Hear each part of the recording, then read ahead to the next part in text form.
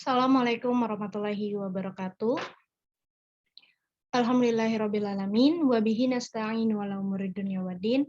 Wassalatu wassalamu ala asrofil anbiya'i wal mursalin sayyidina Muhammadin wa ala alihi wa sahbihi ajma'in. Alhamdulillahilladzi binikmati tatimu sholihah. Segala puji hanya milik Allah yang dengan segala nikmatnya segala kebaikan menjadi sempurna. Solihah yang Allah pilihkan dalam jalan-jalan kebaikan. Salam kenal, selamat malam, dan salam sejahtera untuk kita semua. Perkenalkan, nama saya Dinda Sayati Rizky Nalepohan. Insya Allah pada malam hari ini akan menjadi pembawa acara sekaligus moderator. Semoga teman-teman semua selalu dalam keadaan sehat, walafiat, dan penuh syukur dimanapun berada. Segala puji bagi Allah yang telah menggerakkan hati kita dan mengizinkan kita menyesap nikmat keimanan, nikmat beriman dan berislam, sehingga pada malam hari ini kita dimudahkan dan dikumpulkan untuk menambah ilmu dan wawasan kita bersama dalam kajian muslimah yang diselenggarakan oleh teman tumbuh Bengkulu dengan tema child free dalam sudut pandang Islam dan juga medis. Selanjutnya, salawat beriring salam semoga selalu tercurahkan kepada Nabi Allah Muhammad SAW, karena berkat usaha beliaulah, karena berkat perjuangan beliaulah yang telah membawa umatnya dari alam kegelapan menuju ke alam terang benderang seperti yang kita rasakan pada hari ini, dengan menuju alam yang penuh dengan kecanggihan teknologi, sehingga kita malam hari ini dari berbagai wilayah, dari berbagai daerah di Indonesia kita dipertemukan, dikumpulkan, sehingga kita bisa bersilaturahmi, memanfaatkan kemajuan teknologi pada saat ini, teman-teman. Baik, teman-teman, untuk mempersingkat waktu, marilah kita buka acara ini dengan sama-sama membacakan lafaz basmalah. Bismillahirrahmanirrahim. Bismillahirrahmanirrahim. Baiklah, acara selanjutnya pembacaan tilawah Quran oleh Saudari Nadia. Kepada Kak Nadia dipersilahkan. Terima kasih Kak Dinda. Assalamualaikum warahmatullahi wabarakatuh.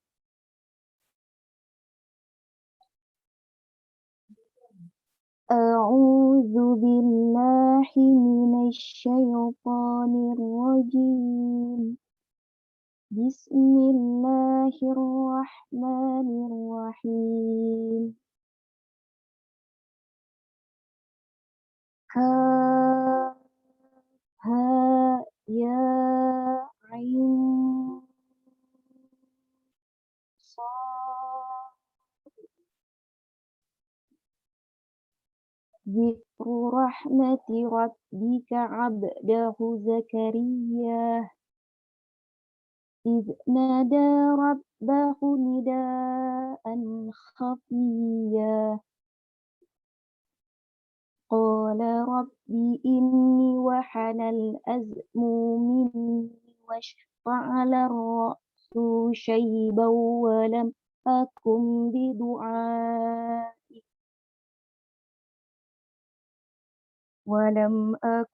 بدعائك ربي شقيا وإني خفت الموالي من ورائي وكانت امرأتي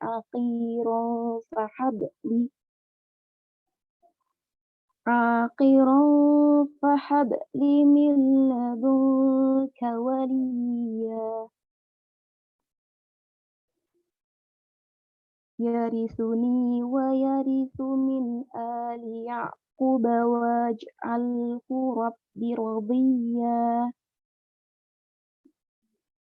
يا زكريا إنا نبشرك بغلام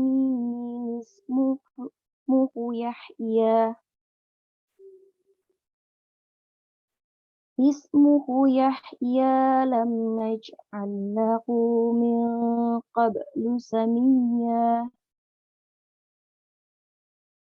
قال رب أنى يكون لي غلام وكانت امرأتي عقيرا وكانت امرأتي عقيرة وقد بلغت من الكبار عتيا قال كذلك قال ربك هو علي حين وقد خلقتك من قبل ولم تك شيئا قال رب اجعل لي آية قال آيتك ألا تكلم الناس 3 ليال سويا فخرج على قومه من المحراب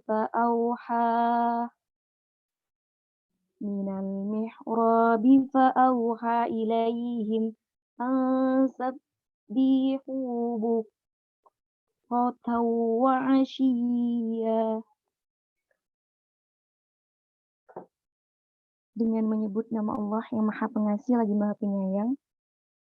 Kaf ha ya ain shad. Yang dibacakan ini adalah penjelasan tentang rahmat Tuhanmu kepada hambanya Zakaria, yaitu ketika dia berdoa kepada Tuhannya dengan suara yang lembut.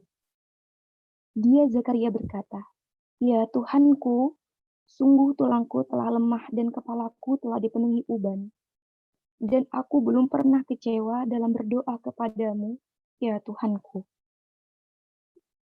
Dan sungguh aku khawatir terhadap kerabatku sepeninggalanku, padahal istriku seorang yang mandul, maka anugerahilah aku seorang anak dari sisimu, yang akan mewarisi aku dan mewarisi dari keluarga Yakub, dan jadikanlah dia, ya Tuhanku, seorang yang diridhoi." Allah berfirman, "Wahai Zakaria, kami memberi kabar gembira kepadamu dengan seorang anak laki-laki namanya Yahya, yang kami belum pernah memberikan nama seperti itu sebelumnya." Dia Zakaria berkata, "Ya Tuhanku, bagaimana aku mempunyai anak, padahal istriku seorang yang mandul dan aku sendiri yang sesungguhnya sudah mencapai usia yang sangat tua." Allah berfirman, "Demikianlah Tuhanmu berfirman, hal itu mudah bagiku, sungguh engkau telah aku ciptakan sebelum itu, padahal pada waktu itu engkau belum berwujud sama sekali." Dia Zakaria berkata, "Ya Tuhanku, berilah aku suatu tanda." Allah berfirman, "Tandamu ialah engkau tidak dapat bercakap-cakap dengan manusia selama 3 malam, padahal engkau sehat." Maka dia keluar dari mihrab menuju kaumnya, lalu dia memberi isyarat kepada mereka, "Bertasbihlah kamu pada waktu pagi dan petang." Shadaqallahul azim. Maha benar Allah dengan segala firman-Nya. Assalamualaikum warahmatullahi wabarakatuh. Waalaikumsalam warahmatullahi wabarakatuh. Shadaqallahul adzim. Terima kasih kepada Kak Nadia. Semoga yang membaca dan mendengarkan mendapat syafaat di hari akhir nanti. Amin. Allahumma amin. Baiklah teman-teman sekalian, kita masuk ke acara berikutnya, yaitu ta'aruf dari teman tumbuh Bengkulu. Mungkin beberapa dari teman-teman sekalian baru pertama kali mengikuti kegiatan ataupun agenda dari teman tumbuh Bengkulu. Jadi izinkan kami memperkenalkan diri terlebih dahulu.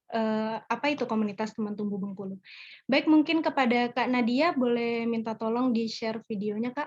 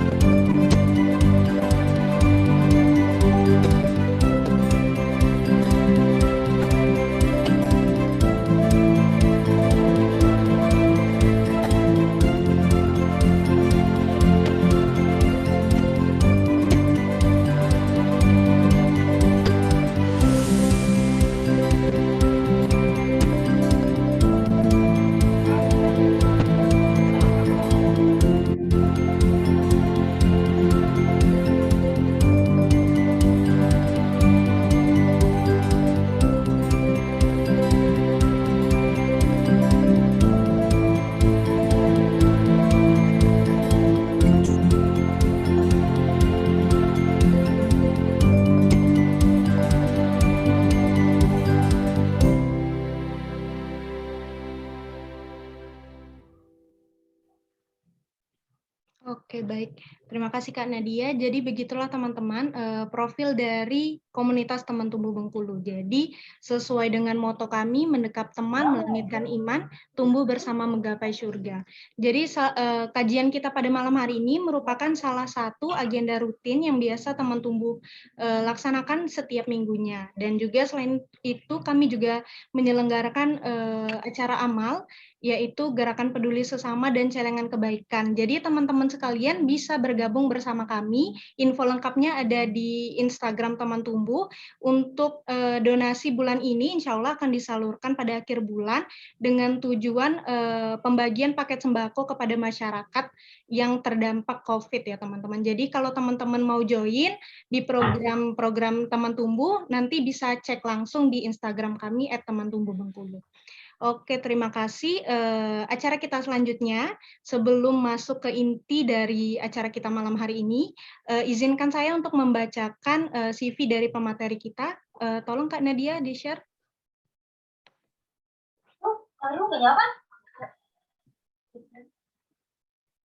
Oke, terima kasih. Jadi teman-teman, alhamdulillah sudah hadir di tengah-tengah kita Dr. Hajah Dini Sylvia, MM. Selamat malam, Umi Dini.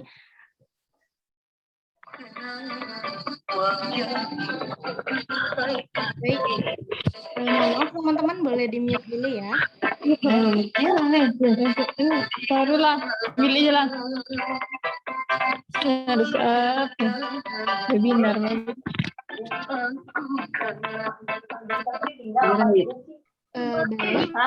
kita mulai.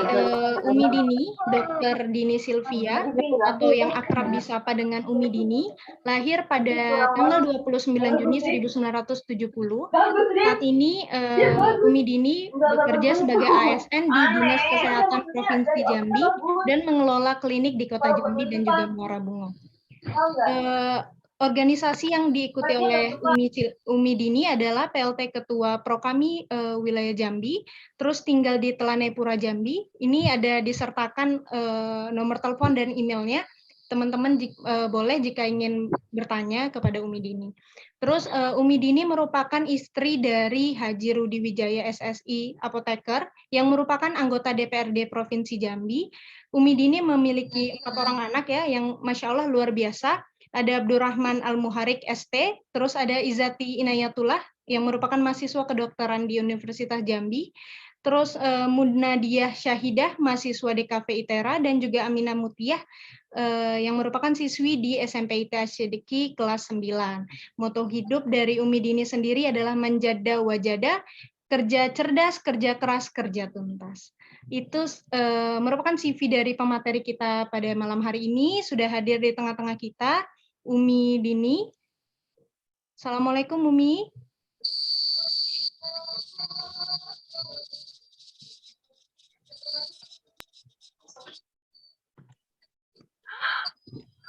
Oke, sepertinya Umi Dini keluar sebentar ya, teman-teman. Kita tunggu bersama-sama ya.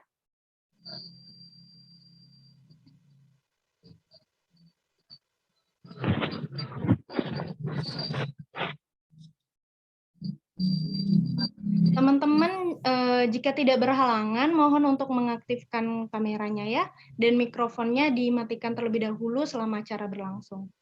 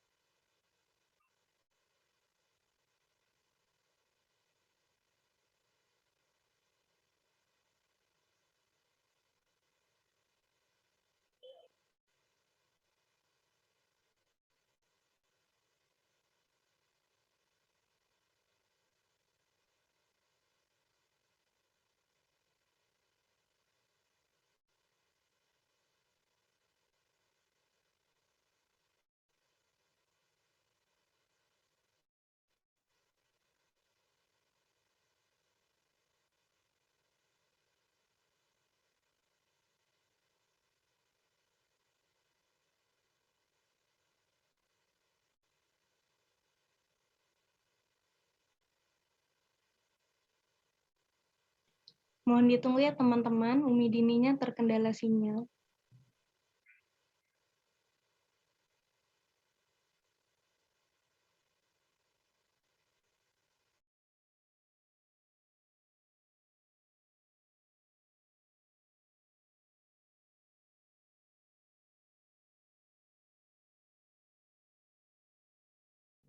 Mungkin sambil menunggu teman-teman boleh sharing nih asalnya dari daerah mana aja. Boleh tulis di kolom chat ya.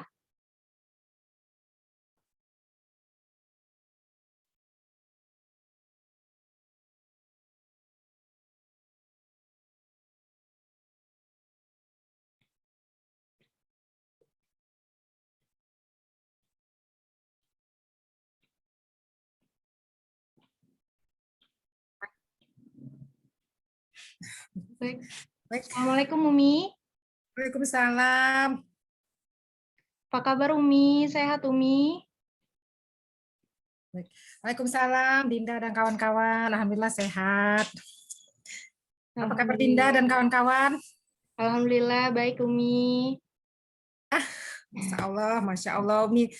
Jadi melihat ini acara ini luar biasa ya.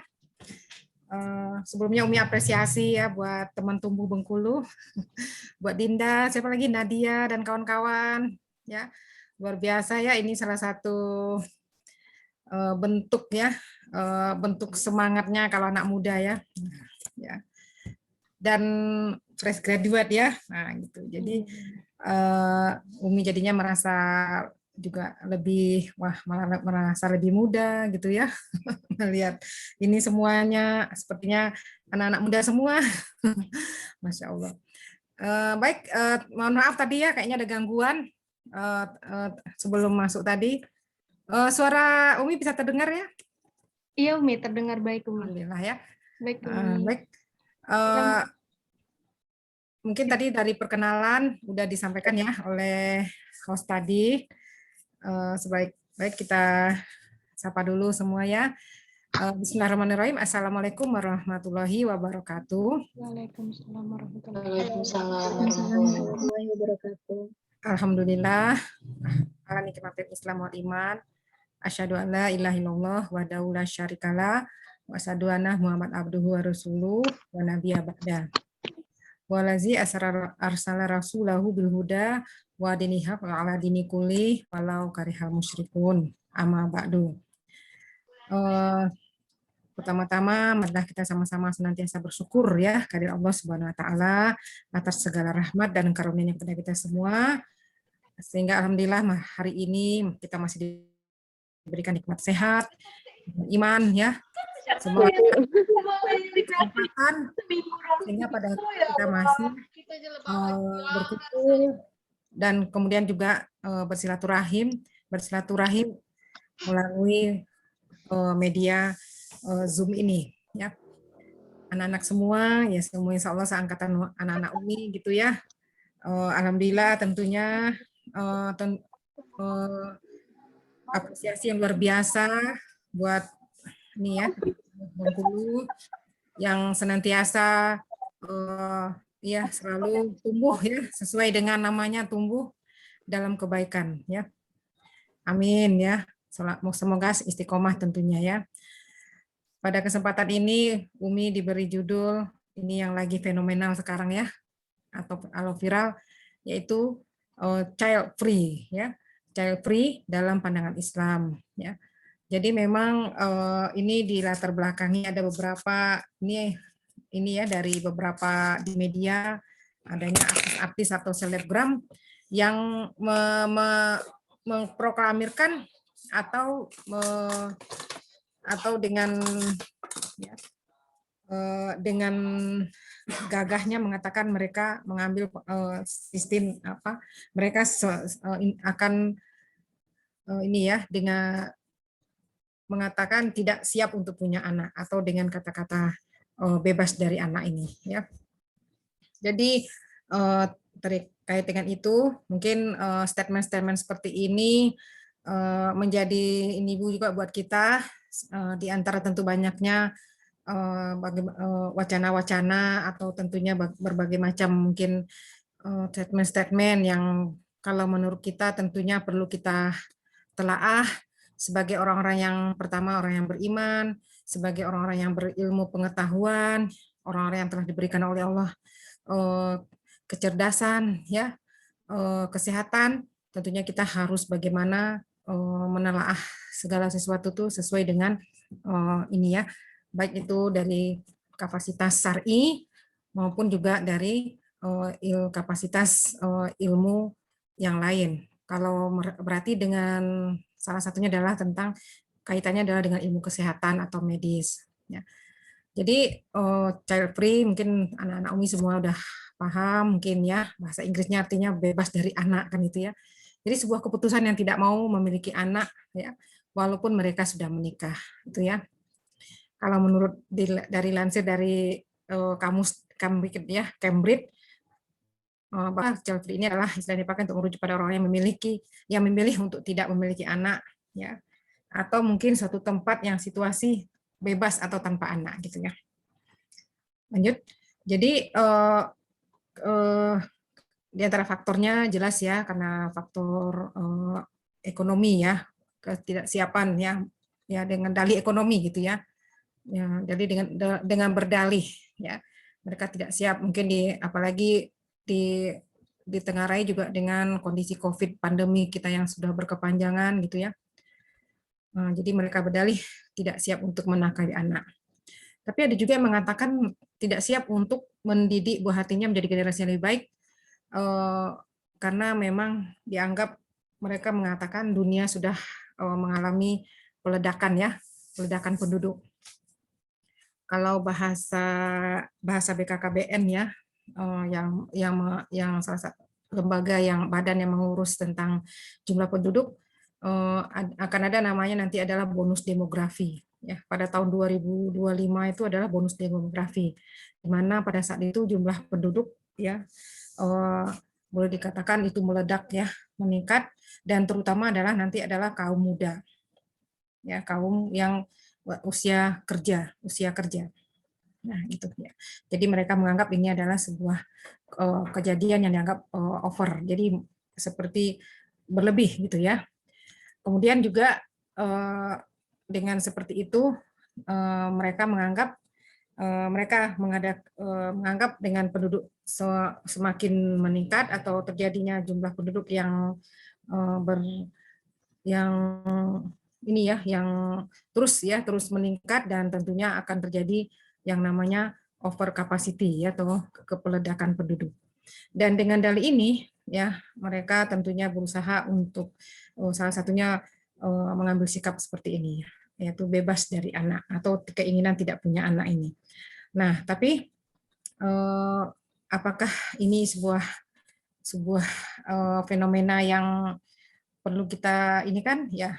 Satu sisi ya, kalau mungkin di gambaran lanjut ya, slide-nya. Di gambaran ini kita melihat justru di dunia, di daerah luar seperti ini ya, seperti Eropa gitu ya. Mereka sepertinya malah kekurangan jumlah penduduk ya. Malah terutama daerah-daerah Eropa ya. Mereka malah dengan gencar ya untuk meningkatkan angka kelahirannya. Karena ada beberapa negara itu yang memang dimulai dari Eropa ini ya, gerakan child free ini menganggap mereka dengan punya anak itu merepotkan gitu ya. Jadi sehingga angka kelahirannya itu sampai minus gitu ya, minus sampai 0 ya. Kalau minus berarti lebih banyak yang meninggal, yang lahir berkurang gitu ya. Jadi lebih banyak yang meninggal. Kemudian kalau 0 berarti yang lahir dengan yang meninggal gitu kan, berarti sama banyak. Jadi ada yang sampai minus gitu ya. Ada beberapa negara Eropa seperti Finlandia, Estonia gitu ya. Jadi beberapa negara ini termasuk juga Inggris gitu ya, Jerman terutama juga ya, mereka malah sangat kekurangan dari jumlah penduduknya. Dan kemudian akhirnya pemerintahnya sampai akhirnya membuat kebijakan untuk meningkatkan kelahiran ya, dan bahkan memberikan tunjangan ya buat warganya yang mau memiliki anak kan gitu. Slide. Sekarang dengan seperti itu, berbagai sikap seperti itu, bagaimana pandangan Islam melihat fenomena ini? ya. Jadi anak-anak Umi semua, kita kaji dulu dari menurut Islam, bagaimana kira-kira dari beberapa dalil ya, hadis dan Al-Quran yang kita ini ya, kita ambil, itu keputusan untuk memiliki anak itu setelah menikah tentunya tidak sesuai dengan tujuan pernikahan, ya. Karena dalam Islam tujuan pernikahan adalah tentunya untuk melahirkan generasi yang soleh dan solehah, yang gunanya untuk memakmurkan bumi yang telah Allah wariskan tentunya kepada orang-orang yang beriman. Ya. Jadi dalam surah Al-Baqarah ya, Al-Baqarah 120 Allah mengatakan bahwa Allah itu akan benar-benar akan menjadikan kamu itu khalifah di muka bumi, gitu ya. Jadi peran khalifah ini adalah memakmurkan bumi, gitu ya. Jadi bagaimana kita akan menjadi pemimpin atau meregenerasikan kepemimpinan khalifah ini, dan tentunya kekhalifahan ini kita belum tahu kapan, gitu ya. Kapan ya Islam bisa menjadi pemimpin. Tentunya kita harus dimulai dari sekarang, ya, dari mulai kalau perlu memang dari zaman dahulu sampai sekarang, ya, kita mulai dengan regenerasi tentunya anak cucu kita yang tentunya yang soleh dan soleha, ya. Jadi itu tujuan pernikahan kalau dalam Islam, melahirkan generasi yang soleh dan soleha yang akan memakmurkan bumi, yang memang sebetulnya bumi ini diwariskan oleh Allah kepada kita, ya, umat-umat yang mengaku beriman, tentunya yang insya Allah adalah yang mengaku beriman, dan tentunya kita menjadi pewaris, ya. Kalau mengingat kata-kata pewaris, kita sepertinya pasti senang ya, dapat warisan, gitu ya. Dapat warisan, kalau misalnya kalau dari sisi kita ini kan ke benda, tentu senang sekali ya, dapat warisan tanah, dapat warisan rumah, gitu. Tapi ini yang diwariskan oleh Allah adalah lebih dari semuanya, ya, dunia dan seisinya, ya, yaitu mewariskan ini ya, bumi kepada kita. Jadi lebih dari apa yang kita bayangkan tadi, ya. Kemudian bahkan juga ya, kalau dalam pernikahan itu seorang laki-laki itu selalu dianjurkan nikahilah seorang wanita yang pertama solehah, ya, selalu. Kemudian juga pilih wanita yang subur juga, gitu ya. Banyak sekali dalil yang mengatakan berarti memang Islam menganjurkan kita untuk meneruskan keturunan, ya. Pertama yang soleha, gitu ya, yang tentunya wanita yang soleha itu memang lebih berharga, ya. Dunia adalah perhiasan dan sebaik-baik perhiasan adalah wanita. Jadi perhiasan dunia itu adalah wanita soleha. Kemudian yang kedua syaratnya adalah wanitanya yang subur, gitu ya. Dan ini memang harus kita usahakan bagaimana supaya kita sebagai calon ibu tentunya, ya, bagaimana kita menjadi nantinya adalah sehat dalam arti kata bisa melahirkan keturunan atau tidak mandul, gitu ya. Kemudian jadi itu tadi ya, berarti Islam sebetulnya justru sangat menentang yang namanya keputusan untuk tidak punya anak ini. Malah Islam menganjurkan supaya kita tentunya punya keturunan atau punya anak, gitu ya. Kemudian kira-kira apa ya yang dipandang oleh orang ini sehingga memutuskan tidak punya keturunan? Ya, kira-kira mungkin kita bisa lihat di sini. Kalau di beberapa literatur ini, karena mereka menganggap memang ya mungkin punya anak itu sepertinya membuat mereka yang pertama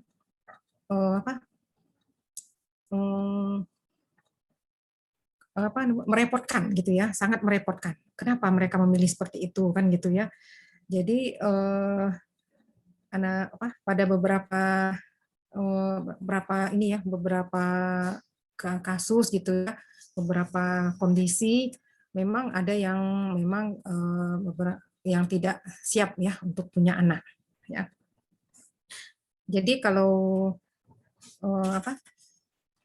dalam ini ya, dalam dunia ini, karena mereka semata-mata memang hanya materi gitu ya, hanya semata-mata untuk mengejar materi ya. Padahal sebetulnya memang dalam ini ya, dalam dalam dalam Islam memang sunatullahnya memang seperti itu. Fitrahnya manusia tentu memang menyukai materi atau dunia dengan materi dengan segala ininya ya, materi kebendaan gitu ya, uang dan sebagainya gitu ya. Tapi satu sisi sebetulnya fitrah manusia juga menyukai anak. Ya. Jadi menyukai anak ya. Jadi dua fitrah yang sebetulnya ada pada manusia, ada pada setiap diri kita ya. Menyukai benda, menyukai harta benda ya, menyukai segala fasilitas yang ini ya, fasilitas yang ini ya, kemewahan, pakaian ya, pakaian, properti dan semuanya. Tentu itu adalah memang fitrahnya manusia menyukai. Tapi satu sisi sebetulnya fitrah manusia juga menyukai anak. Ya. Jadi kalau ada memang manusia, ada orang yang tidak suka dengan anak, ya sebetulnya sama-sama dia berarti tidak punya, dia sudah menghilangkan ya salah satu unsur kemanusiaannya, yaitu menyukai anak. Jadi itu tadi kenapa ada beberapa orang yang tidak menyukai itu seperti itu ya. Nah kembali kepada ini kepada apa itu anak gitu ya. Sebetulnya anak itu, keturunan kita itu adalah merupakan yang pertama, dia adalah investasi akhirat. Ya. Karena jadi kalau kita dengan kita punya anak, kita sudah berinvestasi untuk di akhirat kita nanti. Karena ada kaitannya ya, kaitannya nanti dalam ini dicontohkan oleh hadis yang dicontohkan oleh Imam Ahmad dan Ibnu Majah. Artinya saja ya, ada seorang lelaki yang kedudukannya terangkat di surga kelak. Ya, dia pun bertanya bagaimana ini, maka dijawab lantaran istighfar anakmu.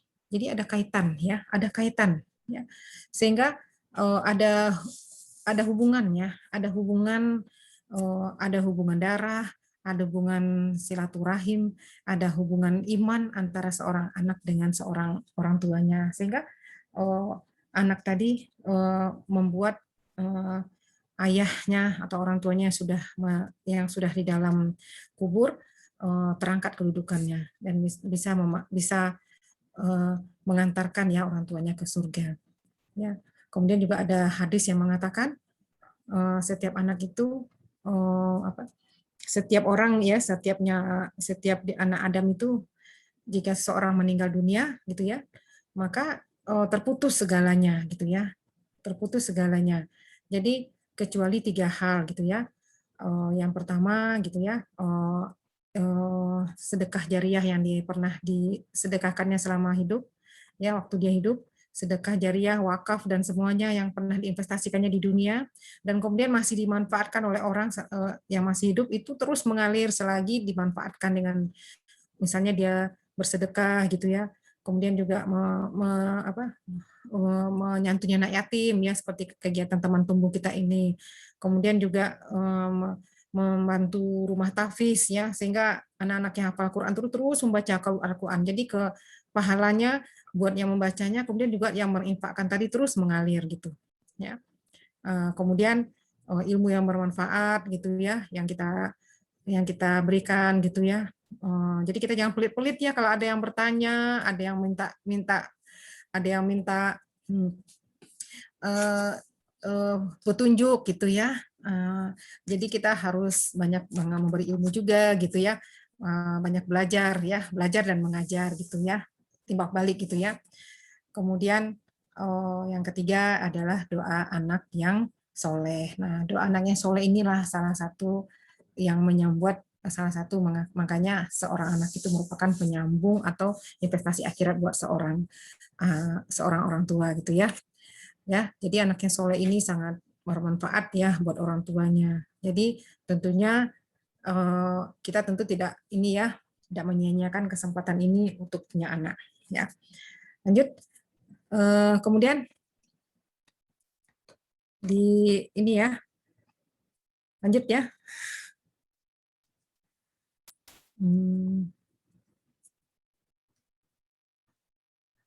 Nah, Jadi itu tadi ya, kalau dalam aspek Islam ya, dari secara syar'i, anak itu merupakan investasi akhirat, dia juga investasi dunia karena si anak dia juga akan tentunya yang akan mewarisi kekhalifahan dalam skop yang besar, tapi juga dalam skala yang kecil tentunya dia akan nanti yang akan mengurusi orang tuanya. Ya. Jadi kalau kita ini pengalaman ya, ada yang tidak punya anak gitu, itu dia akan pernah ada teman gitu ya, teman gitu kakak kelas ya di rumah sakit ya, dia tidak punya anak itu dia mengatakan penyesalan yang luar biasa gitu ya. Kenapa tidak? Karena memang dia tidak bisa punya anak, tapi pengen ngangkat anak tapi nggak pernah jadi, sehingga dia menyesal, nggak ada yang akan mengurusi dia di saat dia sudah pensiun, sudah mulai sakit-sakitan gitu ya.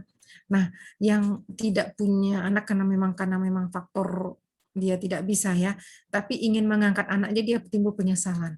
Apalagi tentunya kita yang sebetulnya belum tentu kita tidak bisa punya anak gitu ya. Tapi bisa saja kita sebenarnya bisa punya anak.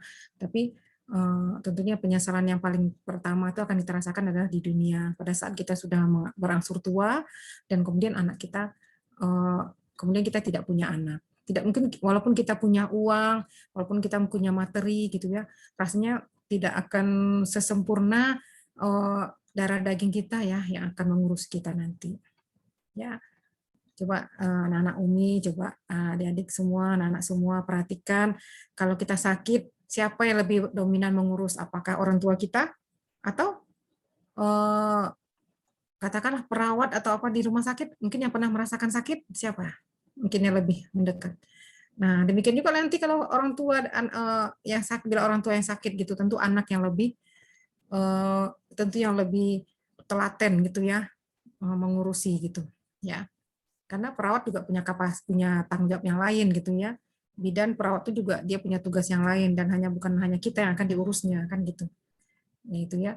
Jadi tentu tidak setelaten, pertama telatennya, kemudian kedua juga di sisi ininya hubungan emosionalnya gitu ya, tentu lebih dekat dari hubungan antara orang tua dan anak. Ya, jadi kalau kita merasakan nanti bagaimana punya anak, rasakan sekarang bagaimana orang tua kita ke kita. Ya, biasanya akan timbal balik ya seperti itu. Jadi dari aspek ini tadi ya, dari aspek Islam udah jelas tadi ya, bahwa Islam sangat menganjurkan justru kita punya anak ya, dan kemudian tentunya juga anak-anak yang soleh dan soleha. Ya. Jadi bagaimana menciptakan anak yang soleh dan soleha, nanti ada bab tersendiri ya. Ya tentunya kita mulai dari tentu mencari jodoh nanti gitu ya. Lanjut, kehadiran anak kita dalam aspek sosial. Tadi agama, sekarang sosial. Ya. Yang pertama ya, balik dulu ya. Yang pertama dalam surat ini ya, bahwa harta dan anak-anak itu adalah perhiasan kehidupan dunia. Tetapi amalan-amalan kita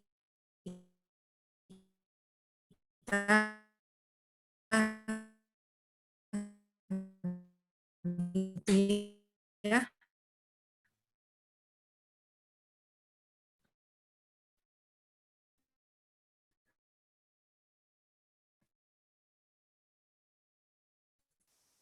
adalah lebih baik pahalanya di sisi Tuhanmu, serta lebih baik untuk menjadi harapan. Ya, jadi ini ya, kehadiran anak itu merupakan memang sebetulnya fitrah manusia, karena dalam sebetulnya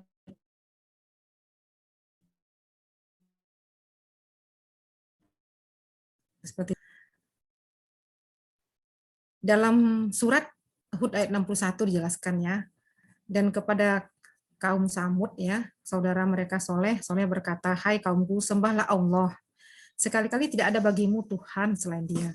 Dia telah menciptakan kamu dari bumi, tanah, dan menjadikan kamu pemakmurnya.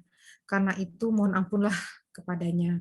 Kemudian bertobatlah kepadanya, sesungguhnya Tuhanku amat amat sangat rahmatnya lagi memperkenankan doa-doa hambanya. Ya, jadi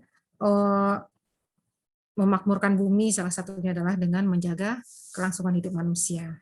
Ya, adik-adik, anak-anak ini semua, salah satu untuk melanjutkan kehidupan manusia adalah tentunya dengan menikah dan mempunyai anak. Ya, menikah dan punya anak. Tentu jalurnya adalah menikah, ya. Menikah baru kita mempunyai anak. Jadi dalam surah Hud ayat 61 ini jelas ya, kita diserukan ya untuk memakmurkan bumi, ya. Memakmurkan bumi tentunya tidak bisa dilakukan dengan adanya kehidupan yang baik, ya, kecuali dengan kehidupan yang baik. Ya, kehidupan yang baik itu dibangun dengan adanya dengan kelangsungan hidup manusia dan regenerasinya. Ya. Sejarah telah membuktikan bahwa negara-negara di dunia yang sangat khawatir dengan kelangsungan hidup negaranya, ketika pertumbuhan penduduknya menjadi stagnan, bahkan terjadi bahkan menjadi menurun gitu ya, kalau dia memang khawatir, sangat mengkhawatirkan ya. Jadi kalau memakmurkan bumi ini, kelangsungan hidup ini, kelangsungan hidup manusia ini ibaratnya sepertinya ini ya, kalau tanam sebuah tanah yang tandus, katakanlah tandus, kemudian setelah ditanami oleh pohon-pohon menjadi subur ya. Ya, tidak ada tanah setelah tanami pohon malah jadi ini ya, ditanami yang di penghijauan ya, jadinya tidak mungkin ya tanah itu menjadi tambah gersang ya. Yang ada adalah tanahnya semakin subur. Ditanam ini lagi gitu ya, dia semakin subur gitu ya. Karena dengan ada tanaman tadi terjadi pertukaran gitu ya, saling ini ya. Tanaman butuh unsur hara, kemudian tanah itu butuh dari tanaman tadi ya, dan akar-akarnya tadi sehingga masuk oksigen ke dalam gitu ya. Jadi tentunya bisa kita umpamakan seperti itu ya. Tanah yang tandus, yang tidak ditanami pohon-pohon itu terlihat lebih tentu sangat jelek gitu ya, tidak rapi gitu ya, gersang gitu ya. Nah, dibanding tanaman yang kita tanam, kita apalagi ditata dengan rapi, kita jadikan kebun ya, baik kebun yang bisa kita kelola secara pribadi, mungkin buat kebun sayur atau kebun toga, atau bahkan yang dikelola dengan besar seperti kebun sawit gitu ya, kebun karet gitu ya. Tentunya itu semuanya adalah dari kerja kita sehingga mengolah tanah tadi ya, sehingga menjadi subur ya. Jadi manusia juga seperti itu ya, tidak mungkin ya kita bisa memakmurkan atau melangsungkan kehidupan kita kecuali dengan menikah dan melahirkan keturunan. Lanjutnya yang ketiga ya, kenapa secara psikologis ya, psikososial, kenapa kita harus ini ya punya anak gitu ya, yaitu lanjut os yaitu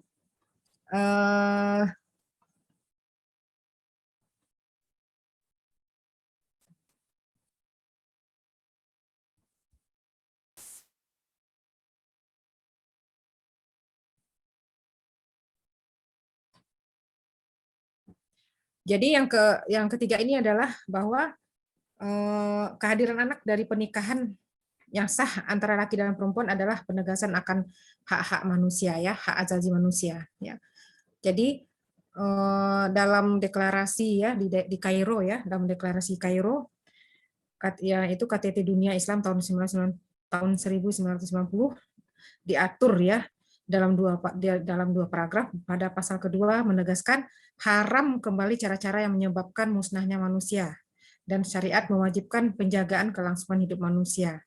Selain itu, deklarasi ini juga menetapkan bahwa keluarga adalah fondasi utama dalam membangun masyarakat dan pernikahan adalah azas membentuknya. Ya. Jadi dalam deklarasi Kairo ini tahun 1990 dinyatakan bahwa kehadiran anak itu adalah sebagai penegasan ya, sebagai bentuk penegasan akan adanya hak anak. Jadi anak itu juga punya hak untuk hidup ya, akan adanya hak anak untuk hidup tentunya. Jadi itu tadi adik-adik semua, anak semua tentang aspek psikososial tentang kehadiran seorang anak ya. Dan terakhir bagaimana ya kaitan child free dengan child free itu dengan proses persalinan yang tentunya kaitannya dengan kesehatan wanita. Mungkin selama ini orang salah satu juga memilih untuk child free itu salah satunya adalah tentunya karena ketakutan ya, ketakutan luar biasa terhadap tentunya organ reproduksinya atau kesakitannya atau efek lain yang akan terjadi gitu ya pada tubuhnya ya, apa pada organ-organ reproduksinya atau tubuhnya gitu ya secara umum ya, terutama wanita tentunya ya. Jadi ternyata dari beberapa literatur ya sebetulnya proses persalinan ya dalam kesehatan wanita itu memang itu tidak bisa kita pungkiri ya, melahirkan memang proses yang sangat menegangkan gitu tentunya bagi ibu hamil, bahkan juga bukan hanya seorang ibu tapi juga suaminya, keluarga, dan bahkan juga dokter atau bidan yang merawatnya atau menolongnya. Ya, memang itu pertarungan yang luar biasa, hidup atau mati. Karena yang akan diselamatkan itu bukan hanya ibunya tapi juga bayinya. Memang luar biasa gitu ya. Nah, jadi di sini aspek ini kita ya tertantang gitu ya. Ini kita psikologis kita tertantang gitu ya. Kemudian juga ini kita di satu sisi bagaimana ini kita ya keimanan kita, pemahaman keislaman kita ditantang juga antara ketakutan tapi juga ada harapan tentunya. Ya. Nah, kemudian di satu sisi setelah melahirkan itu ya, kemudian ternyata sesudah melahirkan itu ya timbul gitu rasa lega ya, lega, tenang gitu ya, kebahagiaan yang luar biasa, yang tentunya bayi yang mungil, kemudian juga langsung menangis gitu ya, lucu imut-imut gitu ya, langsung ya seorang ibu dan keluarga yang tadi itu langsung merasakan wah hilang itu tadi cemas yang tadi, hilang itu rasa ketegangan yang tadi gitu ya, hilang bahkan si ibu tadi hilang sakitnya, ya hilang sakitnya.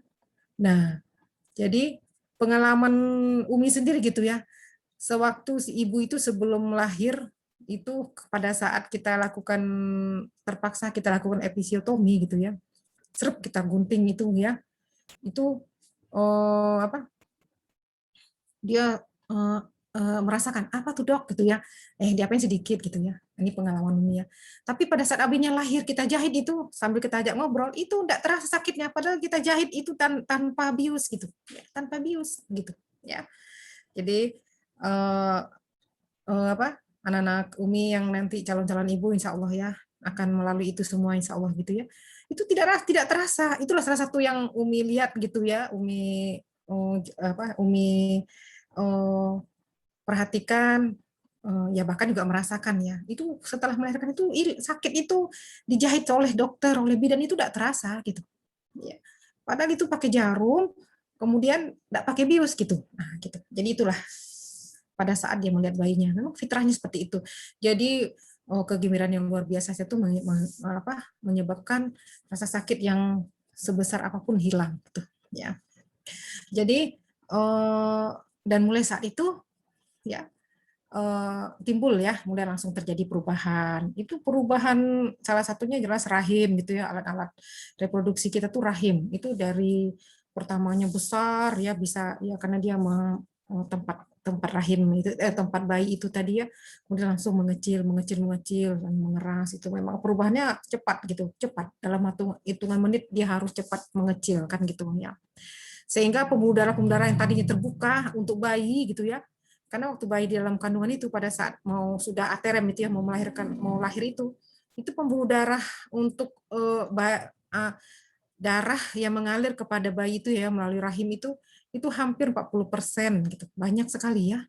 Nah, jadi pada saat sesudah lahir dan rahim mengecil, saat itulah sehingga pembuluh darah tadi ditutup sedikit-sedikit lama-lama sampai akhirnya tertutup, akhirnya kembali untuk ibunya semua lagi. Yang tadinya untuk bayinya hampir lebih 40%, nanti setelah itu mengecil rahimnya sambil menutup pembuluh darah tadi, sehingga darah yang dari jantung yang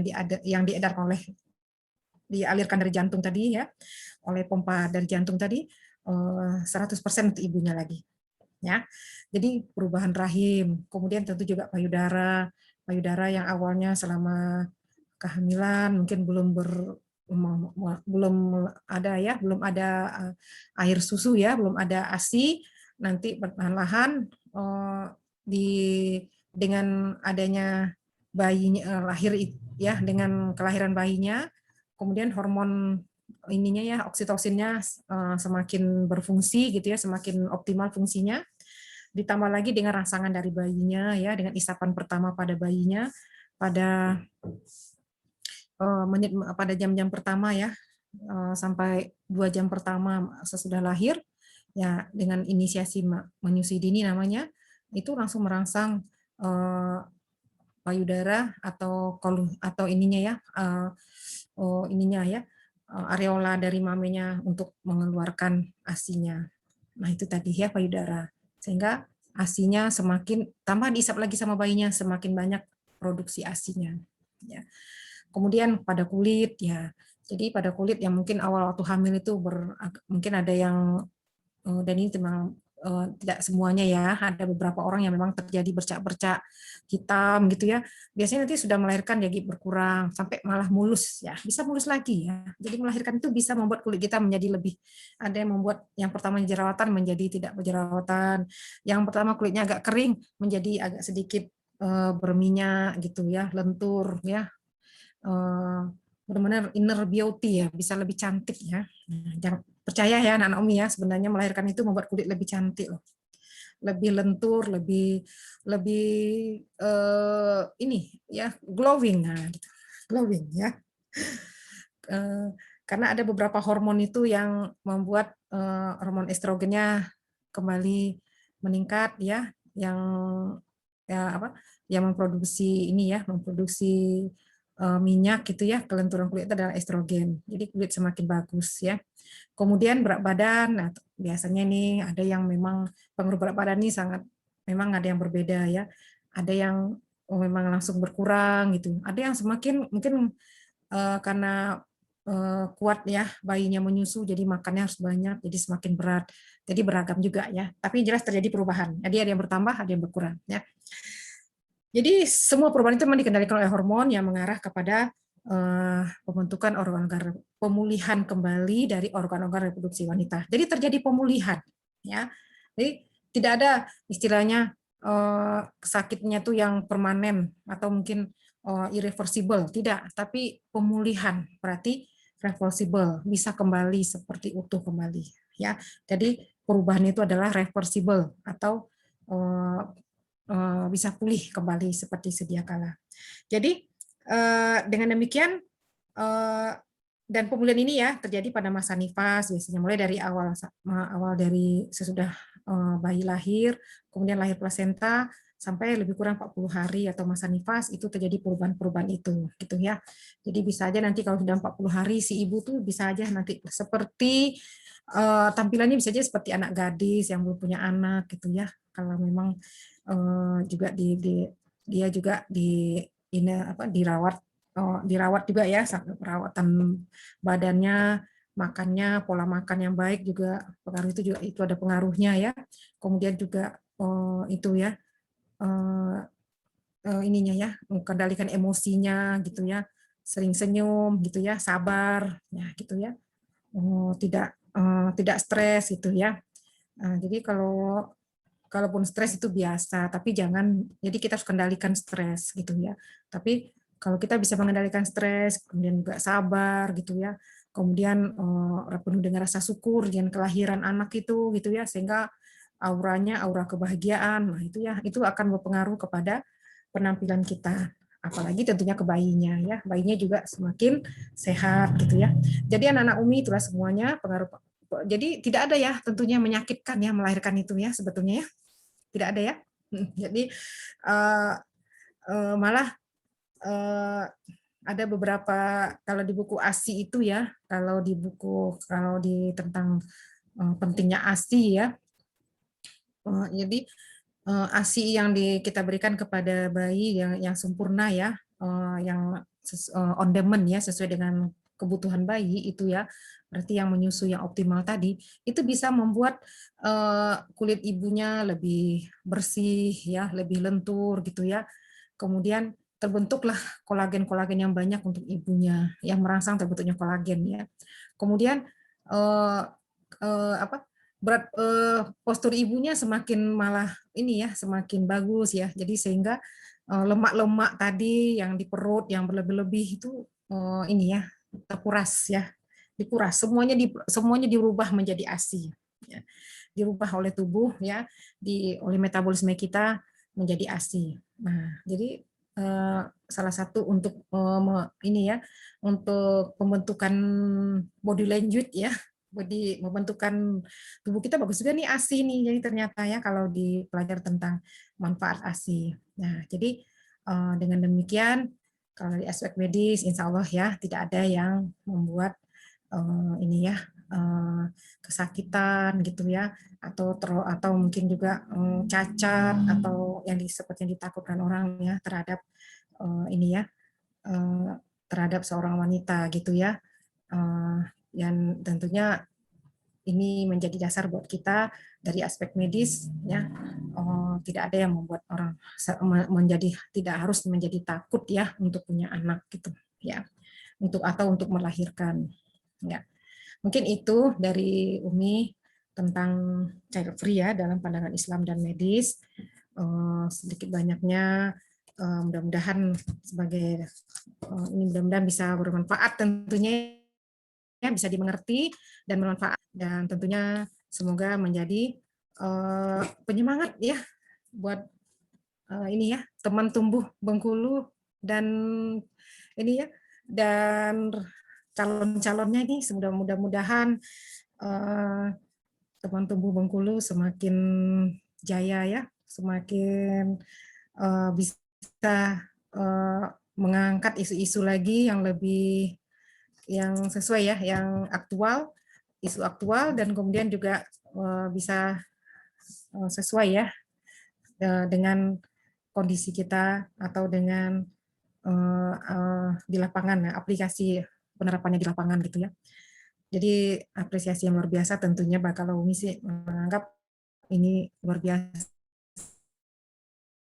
ya buat penyelenggara ini dan buat yang lain, semoga bisa semakin meningkatkan ya ini kita, semangat kita, dan untuk ini ya, semangat untuk menuntut ilmu, untuk saling belajar gitu ya. Ini salah satu media untuk kita saling belajar gitu ya. Karena Umi sendiri juga sebelum menyampaikan ini juga belajar dulu dikit gitu ya. Ambil beberapa buku ya. Salah satunya dari buku pendidikan anak dalam Islam gitu ya. Jadi dari buku ini gitu ya, pendidikan anak dalam Islam. Kita di sini ada namanya, ini salah satu literatur kita yang perlu kita ini kan, ini jelas sekali bagaimana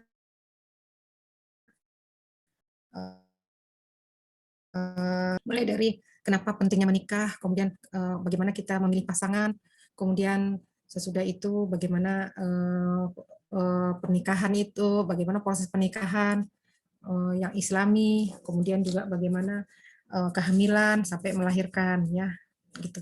Jadi itu, kemudian yang kedua pedoman Umi adalah buku tentang persalinan ya, tentang kira-kira psikologisnya seperti apa ya persalinan itu. Jadi ternyata kalau dari beberapa ini tidak ada ya pada dasarnya kecuali ya.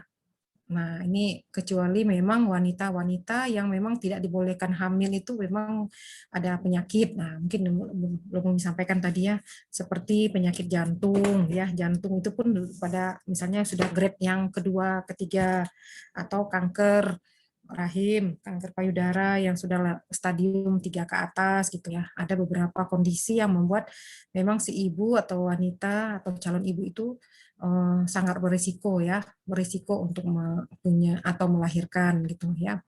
kalaupun terjadi kehamilan tentu harus dibantu dengan operasi atau seksio gitu ya, karena berisiko kalau dia sempat berkuat atau mengedan ya. Tapi ibaratnya risiko itu bukan dari kehamilannya tapi dari penyakitnya gitu ya, misalnya penyakit jantung tadi ya, atau diabetes, atau mungkin kanker sudah stadium lanjut gitu ya. Nah itu memang berisiko untuk punya anak ya, tapi tetap tidak boleh di kita menganggap itu sebagai sebuah risiko. Jadi bukan penyakitnya bukan karena kehamilan, tapi penyakitnya memang dimungkinkan karena sudah ada gitu ya sebelum kehamilan. Baik, itu saja dari Umi. Mohon maaf kalau ada yang kurang ya. Dan kalau itu benar, itu datang dari Allah ya. Alhaqu mirabikum, fala tamkunna minal mumtarin. Wallahu a'lam bishawab. Wallahu muwaffiq ila aqwamit thoriq. Wabillahi taufiq wal hidayah. Assalamualaikum warahmatullahi wabarakatuh. Masya Allah, tabarakallah. Terima kasih kepada Umi Dini atas sharing ilmunya. Luar biasa ya teman-teman. Terjawab sudah pertanyaan kita mengenai perspektif Islam dan juga medis mengenai child free ini. Sudah kita simak bersama ilmu yang sudah Umi Dini bagikan. Mungkin boleh bagi teman-teman yang ingin sharing ataupun ingin bertanya, boleh tinggalkan komentar di kolom chat ataupun langsung raise hand ya teman-teman. Silakan kalau teman-teman ada yang ingin ditanya atau didiskusikan. Oke, Umi. Chat aja ya. Ada pertanyaan pertama, Umi. Dinda bacakan, Umi. Ya. Pernah dengar, Mi, dari Tia Nurman, Mi. Pernah dengar, Mi, salah satu alasan mereka memilih child free itu karena takut gak bisa membimbing anaknya untuk jadi soleh atau solehah. Karena hal itu juga akan jadi pertanggungjawaban bagi orang tua. Bagaimana, Mi? Berarti kalau dalam Islam gak ada hal yang bisa menjustifikasi pilihan child free selain alasan medis ya, Mi? Boleh, ya. Umi, silakan, Umi. Mungkin itu justru kalau menurut Umi ya. Siapa tadi yang bertanya? Terima kasih ya. Yang Tia Nurman, Umi. Tia Nurman. Mungkin pertanyaannya menantang sebetulnya ya. Memang kalau kita kita sudah ini tadi gitu ya. Mungkin lebih pasnya itu tadi justru adalah ini adalah tantangan buat kita gitu ya. Harusnya bukan menjadi sesuatu alasan gitu ya, tapi justru adalah sebuah sesuatu yang harus kita lakukan gitu ya. Jadi mendidik anak menjadi soleh dan solehah, jadi memang tidak sesuatu yang instan gitu ya. Tidak, memang pertama dia tidak instan gitu ya, memang berproses gitu ya. Kemudian yang kedua kita harus ada upaya gitu ya. Untuk makanya tidak instan, kita harus ada upaya ke arah ke sana ya. Ada upaya, yang pertama niat, kemudian usaha gitu ya. Adanya keinginan atau niat, dan kemudian adanya bagaimana usaha kita ke situ. Kadang-kadang niat aja tidak cukup gitu ya. Apalagi kalau kita misalnya saya pengen lah, siapa yang tidak mau ya punya anak soleh dan solehah, pengen lah, tapi gimana gitu. Tapi saya nggak bisa gitu ya. Mungkin kata-kata seperti itu ya. Saya aja belum bisa kayak gini, saya masih kayak gini gitu ya. Saya nggak pula baik-baik nian gitu ya, mungkin gitu ya. Gitu. Jadi akhwat fitifillah, dalam ada ayat yang lain Allah mengatakan ya bahwa Allah itu hadid ya, sesungguhnya Allah tidak akan merubah nasib suatu kaum ya kecuali mereka sendiri ingin merubah nasibnya ya. Berarti nasib dalam arti kata di sini adalah qadarullah ya, takdir Allah kepada kita itu akan berlaku tentunya pertama dari usaha kita ya, usaha kita ya. Jadi pertama niat, kemudian usaha yang optimal. Jadi bagaimana usahanya? Nah, jadi itu tadi. Dan Allah tidak melihat itu dari hasil. Ya, sekali lagi Allah tidak mengatakan melihat itu segala sesuatu itu dari hasilnya, tapi Allah melihat bagaimana proses dari kita. Ya, dari proses dari kita. Ya, maksudnya bagaimana Allah melihat dari usaha kita. Ada yang mungkin usahanya yang lama gitu ya, bertahun-tahun gitu ya. Ada yang sebentar gitu ya. Ada yang memang dia sampai jungkir balik gitu ya. belajar ke sana kemari, berusaha dia. Kalau anak saya nanti tidak pandai baca Quran, saya aja tidak pandai, gimana caranya? Sampai dia pontang-panting cari guru ke sana kemari belajar, ya. Tapi ada orang dengan sebentar dia belajar dan dia langsung paham. Nah, tapi Allah tidak memandang itu, ya. Yang dipandang Allah itu adalah bagaimana usaha kita. Ini ada salah satu contoh, mungkin kira-kira bisa kita bisa ini kan lah ya, kita persepsikan lah sama dengan ini ya. Mungkin pernah mendengar kisah salafus saleh gitu ya. Ada seorang pemuda, kemudian pemuda ini banyak dosa lah gitu ya, banyak dosa gitu. Kemudian dia sudah membunuh 99 orang. Mungkin pernah dengar cerita ya, kisahnya dalam kisah salafus saleh ya, 99 orang. Kemudian ada yang luar biasa, baru dia timbul ini keinginannya untuk bertobat. Kemudian dia bertemu dengan seorang rahib ya, pemuka agama Nasrani ya gitu ya. Seorang pendeta mengatakan, dosa saya sudah sangat banyak, apakah nanti Allah akan mengampuni saya? Kemudian karena seorang pendeta tadi mengatakan, tidak, engkau dosa kau karena terlalu banyak, 99 orang, Allah tidak akan mengampuni gitu ya.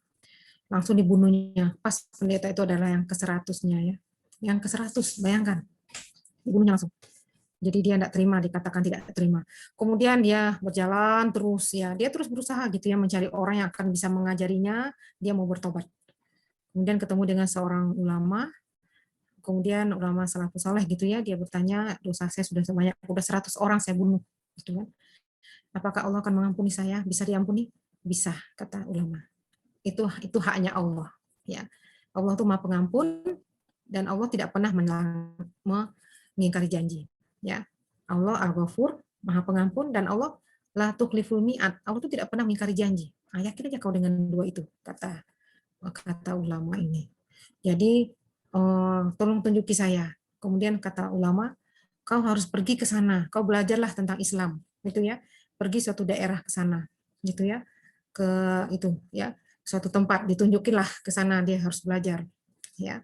Jadi dengan penuh keyakinan sudah ditunjukkan, karena dia punya hanya dua dipegangnya, Allah tuh Maha Pengampun dan kemudian Allah tidak pernah mengingkari janji. Jadi Allah Maha Penerima Taubat dan dia tidak pernah mengingkari janji. Jadi berusaha dia berjalan dia ke tempat ditunjuk oleh ulama tadi. Di tengah jalan ternyata dia meninggal ya. Ternyata dia meninggal. Kemudian malaikat nih saling berebutan ya. Nah, ini kita kalau saling berebutan. Malaikat penjaga surga dan penjaga neraka. Ridwan dan Malik. Malik. Malaikat Ridwan dan Malik tarik-tarikan. Ini cocoknya di tempatku, kata malaikat Ridwan. Yang kata si malaikat Malik ini di sini gitu. Akhirnya diukurlah jarak meninggalnya si pemuda tadi di tempat titik di mana dia meninggal, kemudian diukur jaraknya dari tempat dia meninggal ke tempat awalnya dia mau pergi tadi, niat mau pergi tadi. Kemudian dihitung lagi ke tempat yang akan ditujunya. Ternyata ke tempat yang akan ditujunya lebih dekat jaraknya dibanding tempat yang sudah dilaluinya dari ulama tadi gitu, dia mau belajar. Akhirnya pemuda tadi masuk surga gitu. Jadi akhwati fillah, yakinlah kata-kata itu seharusnya juga harusnya tantangan buat kita ya. Kita yakin aja dengan Allah bahwa Allah tuh menghendaki dari kita tuh ada niat, ada keinginan gitu. Menghendaki kita itu seperti itu, ada keinginan gitu. Pertama kita paham dulu, kemudian ada keinginan dan kemudian ada usaha gitu. Nah, itu cara kita memahami itu ya banyak ikut kegiatan, kajian gitu kan. Mungkin tidak puas dalam ada acara kayak ini, nanti boleh baca lagi buku tentang ini ya, pendidikan anak dalam Islam, pentingnya pernikahan, pentingnya ini ya regenerasi gitu ya, pentingnya kita harus punya anak ya, pentingnya memiliki anak yang soleh dan soleha gitu, mungkin perlu lagi. Dan kemudian yang kedua adanya niat, keinginan, kemudian yang ketiga usaha. Nah, jadi mungkin mudah-mudahan itu saja kalau menurut Umi ya.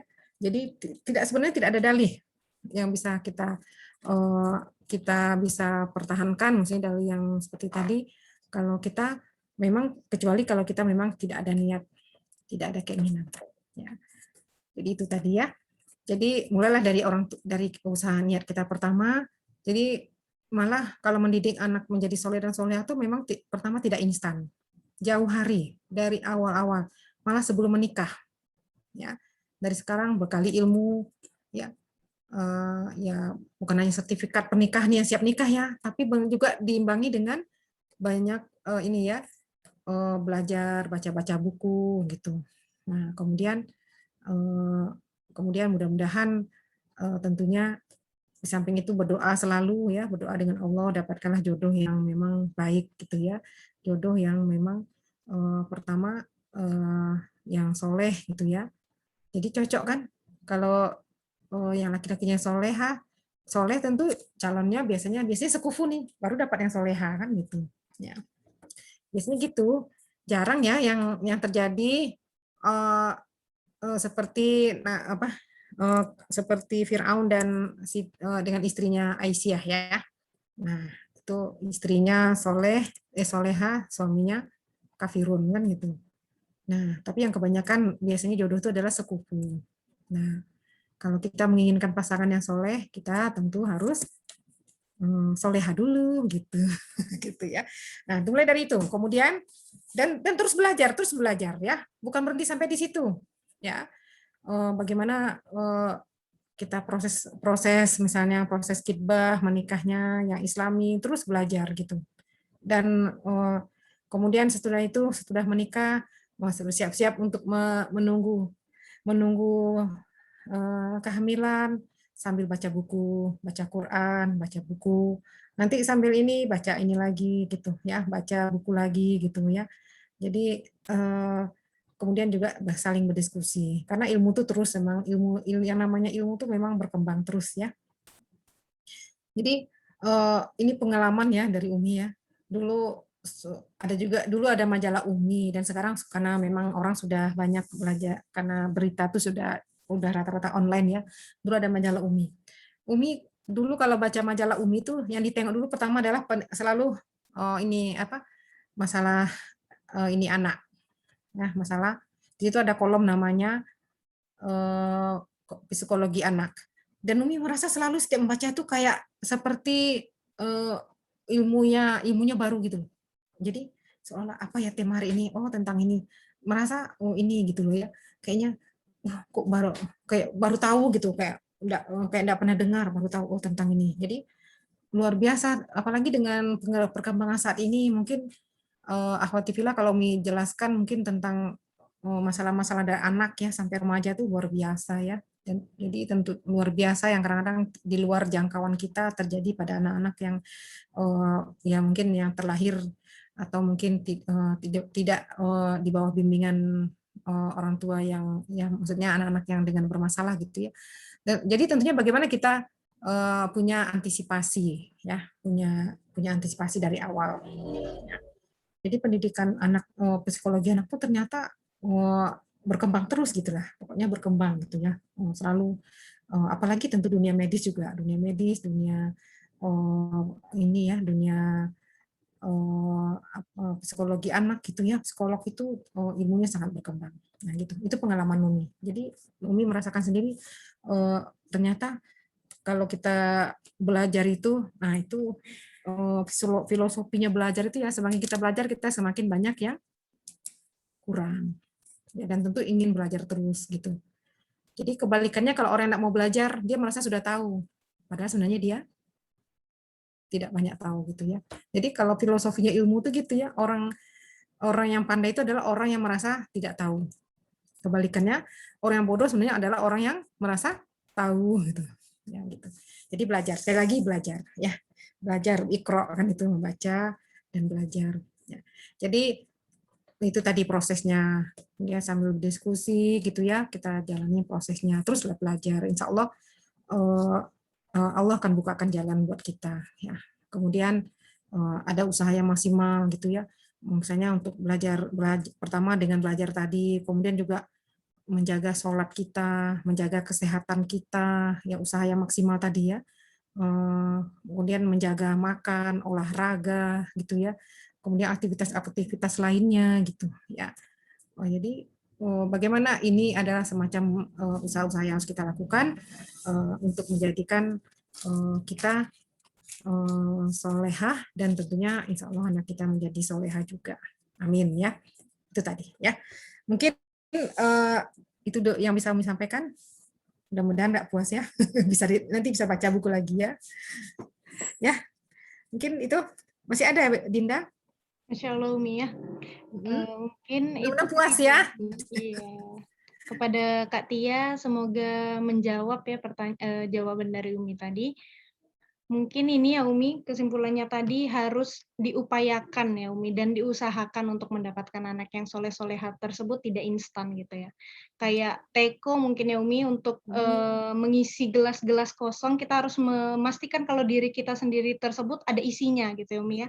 Baru kita bisa menuangkan ilmu-ilmu dan kebaikan-kebaikan ke anak-anak kita nanti gitu Umi ya. Mungkin teman-teman ada lagi yang ingin ditanyakan?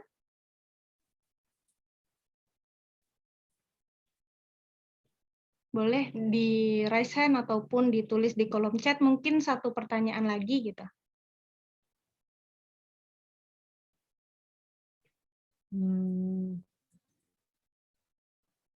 Mungkin ini Umi, kalau dari Dinda Umi, mumpung menunggu teman-teman Umi. Mungkin tadi kalau dari segi ilmu mungkin bisa ditambah dengan menambah wawasan dengan membaca gitu ya Umi, mengikuti kajian-kajian, terus banyak membaca dan belajar dari orang yang sudah berpengalaman gitu ya Umi. Kalau dari segi medisnya gitu Umi, apa sih Umi yang harus dipersiapkan mumpung sekarang masih single nih Umi? Apa sih yang harus dipersiapkan untuk menikah dan juga memiliki anak Umi? Ya. Ini ya. Baik, terima kasih Dinda. Buat yang lain juga, mudah-mudahan ini Umi juga, karena kebetulan Umi ini di bagian, dinasnya di bagian ini ya, kesehatan keluarga, dan salah satunya adalah remaja, urusannya remaja. Remaja itu kan umur 10-18 tahun, dan bahkan sampai 20 tahun lah gitu ya. Jadi usia-usia seperti ini memang usia yang sebetulnya kalau dari reproduksinya sudah produktif ya. Bila boleh sudah produktif gitu ya. Nah, cuma memang untuk supaya untuk melahirkan atau hamil dan melahirkan itu kan berarti kan yang menjadi ini kita kan adalah organ reproduksi kita, ya, organ reproduksi kita. Jadi yang pertama harus kita perhatikan adalah tetap bagaimana kesehatan dari pikiran kita, ya, kelola stres dengan baik. Karena apa? Kok itu yang pertama yang diutamakan. Jadi ibadahnya ya, ibadahnya, kemudian juga pengelolaan ininya ya, kelola stres yang baik gitu ya, kemudian pembentukan karakter semuanya, karena organ reproduksi kita itu adalah dikendalikan oleh hormon ya. Ingat sekali lagi, organ reproduksi kita adalah dikendalikan oleh hormon estrogen ya, hormon progesteron. Itu satu lagi nanti setelah kehamilan trimester ketiga sudah mulai berfungsi hormon oksitosin ya, produksi air susu. Dan ketiganya itu berjalan saling mendukung ya. Kadang ini meningkat, ini menurun. Jadi dia saling berhubungan dan saling mendukung. Jadi hormon kita itu dikendalikan oleh pikiran. Ya, sekali lagi akan dikendalikan oleh kepikiran. Jadi hormon kita akan bekerja dengan baik tentunya dengan pengelolaan emosi, stres, dan pikiran yang baik ya. Itu tadi. Bagaimana menjadi pikiran kita, pola pikir yang baik itu tentu dengan pertama ibadah ya, kemudian yang kedua juga sikap yang qanaah gitu ya, banyak bersyukur, kemudian tidak pemarah ya, tapi justru adalah penyabar gitu ya. Kemudian sikap-sikap yang baik lagi, yang lain gitu ya. Jangan usahakan kita tidak membuat ini ya, tidak menimbulkan kita ini ya, orang sakit hati misalnya, tidak berhutang, tidak meminta gitu ya, berusaha dengan ini sendiri gitu ya. Karena kalau kita punya hutang atau meminta ke seseorang, itu akan membuat diri kita itu sebetulnya itu akan menjatuhkan ini kita sendiri ya. Jadi sikap-sikap seperti itu kita hindari. Jadi akhwati fillah, banyak orang akhirnya terjadi permasalahan pada remaja itu adalah diawali oleh karakter yang seperti ini ya. mungkin awalnya malas sehingga akhirnya berhutang atau bahkan meminta gitu ya, meminjam dan sebagainya. Jadi itu berbahaya gitu ya. Kemudian karakter yang misalnya memang pemalas juga, jadi akhirnya mencuri sampai ini gitu ya, bahkan mencuri orang tua ini ya, uang orang tua sendiri. Jadi hindari karakter-karakter seperti itu. Jadi kita harus membangun jiwa kita, jiwa yang berkarakter yang tinggi. Ya, jadi salah satu pembentuk karakter itu adalah selain ibadah tentunya adalah menghindari hal-hal yang membuat diri kita menjatuhkan marwah atau harga diri kita, ya itu tadi, jauhkan sikap untuk misalnya berhutang, meminjam gitu ya, menyakiti teman, menggibah gitu ya, menggibah gitu ya, apalagi memfitnah gitu ya. Kalau gibah itu kan menceritakan aib gitu ya, apalagi memfitnah, jauhkan sama sekali gitu ya. Jadi yang kita pupuk adalah rasa syukur gitu ya, gembira gitu ya, kemudian sabar, mensyukuri ya apa yang kita dapatkan. Ya, jadi itu yang pertama. Ya. Kemudian yang kedua, pola makan. Ya, pola makan. Banyak sekali ini perlu disampaikan juga, hampir 85% ya remaja, itu hasil survei ya, remaja di Indonesia ini pola makannya salah, dan tidak salahnya kenapa? Terutama tidak mengkonsumsi buah dan sayur. Padahal harusnya kalau kita lihat ya, pola makan yang baik itu ya, kalau usia remaja ini, piring kita itu ya, satu piring itu sepertiganya harusnya sayur. Sepertiga sayur, sepertiganya adalah nasi, isi piringku itu ya, isi piringku, mungkin lihat nanti, sepertiga sayur, sepertiga nasi, nanti ya sepertiga lagi, dibagi dua, jadi 1/6 lauk pauk ya, yang 1/6 lagi adalah buah. Berarti sayur sepertiga, buah 1/6. Nah, sudah adakah kita seperti itu pola makannya? Nah, tapi ya banyak ya, jangan ini ya, banyak temannya kok, banyak temannya yang merasa ya, itu tadi 85%, bayangkan. Dan itu sangat berbahaya sekali ya, karena pertama, karena buah dan sayur itu adalah pertama dia untuk tinggi serat kan, jelas itu ya, sumber serat dari tubuh kita, sehingga membuat melancarkan proses metabolisme di tubuh kita. Kemudian juga sumber vitamin dan mineral, ya kan? Sumber yang berguna untuk berbagai macam reaksi-reaksi ya, katalisator dalam tubuh kita. Ya, mulai vitamin A, B, C, D, E, K, dan sebagainya. Kemudian buah dan sayur juga adalah sumber air terbanyak ya. Air juga, karena air dibutuhkan ya dalam tubuh kita. Nah, kemudian buah dan sayur juga adalah sumber untuk vitamin D gitu ya, kalau untuk tulang, untuk tulang juga ya. Kemudian juga untuk kolagen ya. Jadi untuk kebersihan kulit kita ya, kebersihan kulit kita. Dan kemudian buah dan sayur juga adalah sumber ini ya, antioksidan yang tinggi. Antioksidan apa gunanya? Ya, untuk menangkal radikal-radikal bebas. Ya, mulai radikal bebas itu bisa masuk dari pernafasan kita, inhalasi ya. Itulah masuk menjadi ke paru-paru kita gitu. Jadilah mungkin kita batuk sampai kepada infeksi ya, infeksi akut ISPA atau sampai ke kronis seperti TBC ya, bronkopneumonia gitu ya. Kemudian bahkan ke kanker paru. Itu lewat inhalasi. Belum lagi melalui mulut ya, dari yang kita makan. Kemudian dari kulit. Jadi radikal bebas itu bisa juga masuk melalui kulit kita. Ya. Jadi tentunya salah satu penangkal radikal bebasnya adalah buah dan sayur. Ya. Jadi itulah yang kedua, pola makan ya. Kemudian makan pagi gitu ya. Pertama isi piringnya. Kemudian yang kedua jarak makannya. Ininya ya, jadwal makannya. Jadi usahakan makan pagi. Ya. Kemudian makan siang. Makan malam itu boleh kita kurangi. Tapi kalau makan pagi itu usahakan memang makannya harus makan yang besar. Ya. Karena kita guna makan pagi itu adalah untuk beraktivitas, untuk berpikir. Ya. Terutama kalau kita masih mahasiswa. mungkin kalau udah tamat untuk bekerja.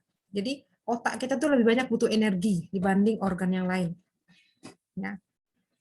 Jadi dibanding kaki kita banyak berjalan, dibanding otak kita memang otak lebih banyak. Kenapa? Karena jalan darah itu kan sesuai gravitasi bumi, ya Dinda ya.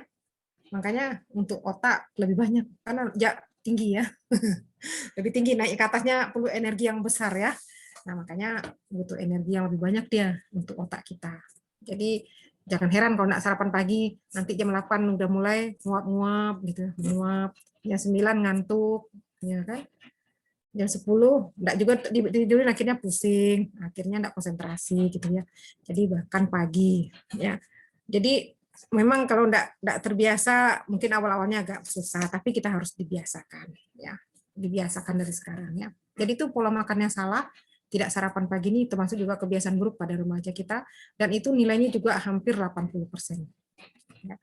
Kemudian selanjutnya setelah pola makan, yang ketiga tentunya menjaga kebersihan ya, menjaga kebersihan organ reproduksi kita ya, berarti mulai dari bagaimana berpakaian, terutama pakaian underwear kita gitu ya, menjaga supaya tidak lembab, tidak kotor gitu ya, itu termasuk.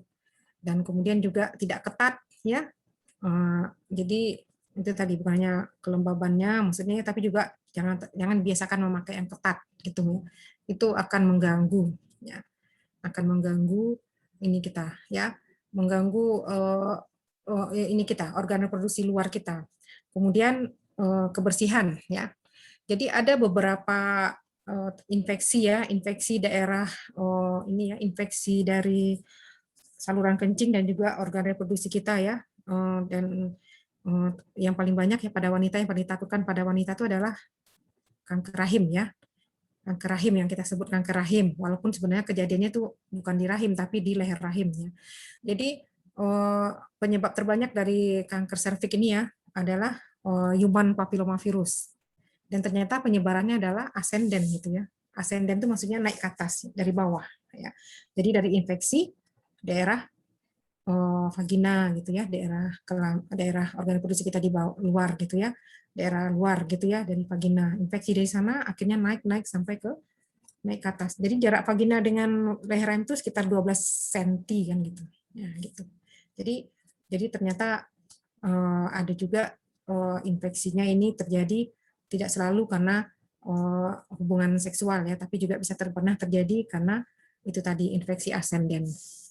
Ascendent itu artinya naik gitu ke atas ya, dari bawah ke atas. Jadi makanya kebersihan dari organ reproduksi kita menjadi penting ya, dari sekarang dijaga. Kemudian kapan harus ganti celana gitu ya, kemudian apa bahannya yang bagus gitu ya. Kemudian ini ya, mandi gitu ya. Kemudian bagaimana cebok, nah gitu ya, ceboknya. Nah, jadi cebok itu, nah ingat ya, alhamdulillah ini perempuan semua ya. Cebok itu tidak boleh dari belakang ke depan ya, tapi dari depan ke belakang. Kalau sudah ke belakang jangan lagi mundar-mandir ke depan lagi, jangan ya. Maksudnya lubang kemaluan kita kan di depan, maksudnya kan agak depan. Kalau anus kita di belakang, anus itu kan yang kan daerahnya kotor gitu ya. Kalau lubang kemaluan itu bersih loh, ya bersih. Secara ini adalah sebetulnya secara ini dia adalah bersih. Jadi kalau kita cebok, kalau misalnya kita BAB sekaligus tentu mungkin BAK, bersihkan daerah vagina dulu, baru kemudian di daerah anus, ya. Gitu. Jangan mundar-mandir, gitu. Biasakan. Karena ada beberapa penelitian ya, terjadi kanker vagina, kanker rahim pada seorang wanita itu salah satunya ternyata adalah kebiasaan cebok yang salah. Ya. Baik, itu ya. Jadi kebersihan dirawat ya.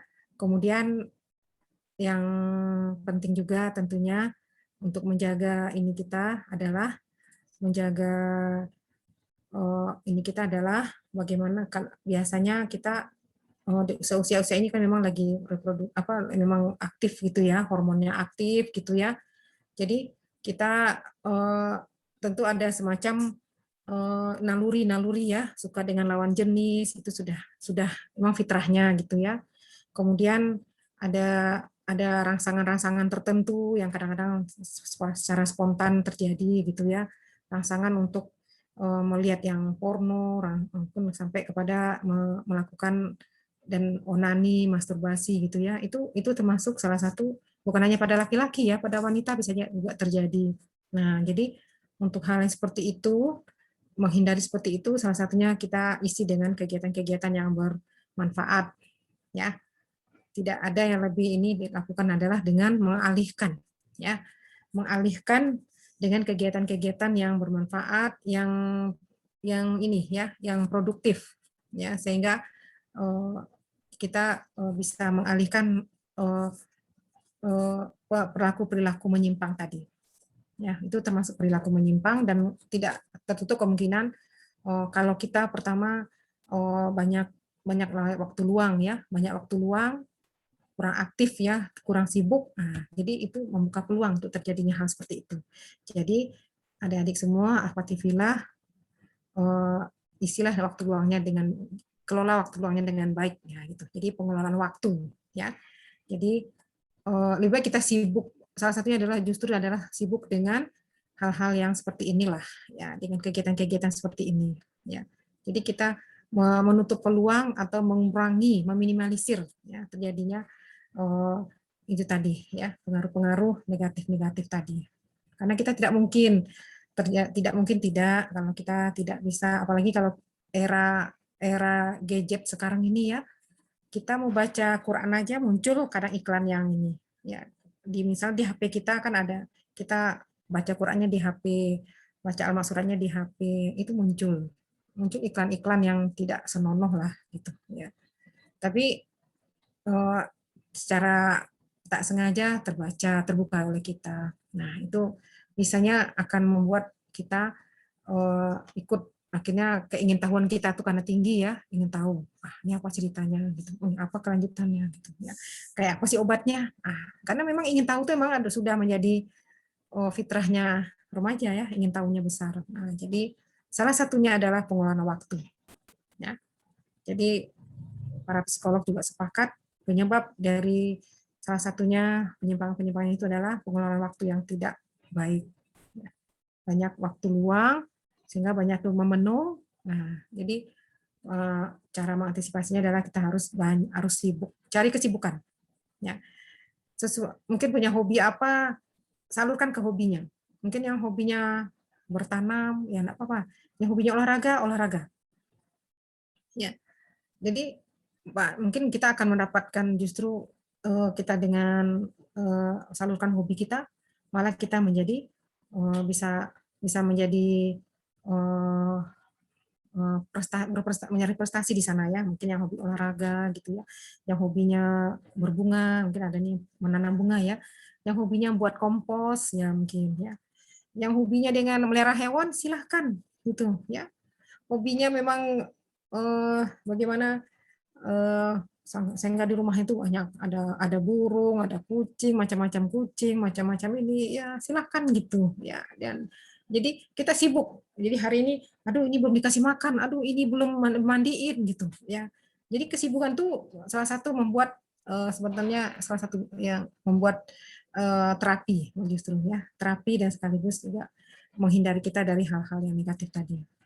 Kemudian misalnya lagi yang hobinya menjahit, silahkan. Kapan perlu, kita cuma hobi sih, tapi tidak pandemi gitu ya. Ya mungkin harus perlu ini kursus dulu gitu ya, kursus, ya gitu ya. Jadi sibuk gitu ya. Jadi itu tadi ya. Kemudian yang penting juga adalah olahraga gitu ya.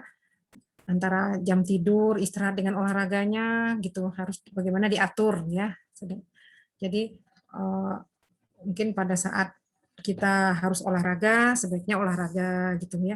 Kalau malam sebaiknya gunakan untuk tidur gitu ya. Jadi pengaturan itu penting juga. Itu menjaga supaya organ reproduksi kita itu optimal. Ya. Mungkin itu salah satunya menjaga